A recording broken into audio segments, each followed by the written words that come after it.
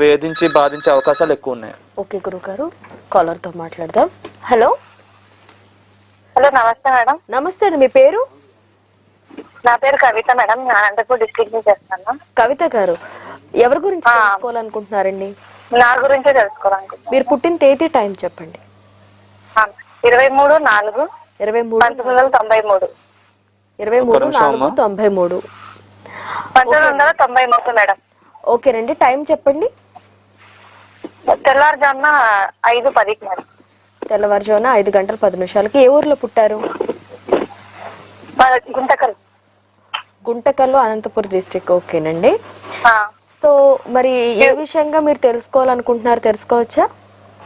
Future గురించి madam. Future అంటే ఆర్థికంగా మీకు ఎలాంటి ఎదుగుదల కావాలి అనే విషయం గురించి అంటారా?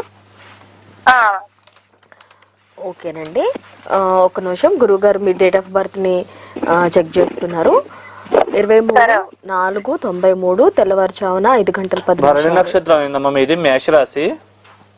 ఆ, సార్. భరణి నక్షత్రం, మేషరాశి, మీన లగ్నం. బాగా కొద్దిగా సెన్సిటివ్ అన్నమాట. మీరు కొద్దిగా జాగ్రత్తగా ఆ సెన్సిటివిటీ అది తగ్గించుకోవాలి. ఓకే గురువు. కొద్దిగా చిన్న చిన్న తగాదాలు అవుతున్నట్టు కనబడుతుంది మీకు హస్బెండ్ అండ్ వైఫ్ మధ్య కొద్దిగా అంత. హలో గురుగారు, వింటున్నా. అదే అండి, కొద్దిగా పతి పత్ని దోషం ఉంది స్వల్పంగా. కొద్దిగా దాని పరంగా కొద్దిగా చిన్న చిన్న ఇబ్బంది ఉంది. ఇంకోటి డబ్బు ఖర్చులు ఎక్కువ అవుతున్నాయి. వ్యయస్థానంలో శని ఉన్నాడు, దాని మీద గోచార శని కూడా వ్యయస్థానం మీదకి వచ్చాడు. దానివల్ల ధనపరమైన ఖర్చులు అవి కూడా కొద్దిగా ఎక్కువ అవుతున్నాయి అమ్మా.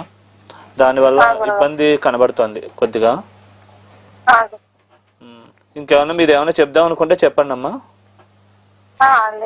ఫ్యూచర్ ఎలా ఉంటుంది అన్నట్టు? ఫ్యూచరా ఏమైనా అంటే ఏ దేవుని చేస్తే ఎలా ఉంటుంది? ఎలా ప్రస్తుతం అయితే గనక మీకు కుజుడిలో శుక్రుడు నడుస్తుంది, సూర్యుడు వస్తాడమ్మా. మామూలు ఇప్పుడు డిసెంబర్ నుంచి సూర్యుడు వస్తాడు.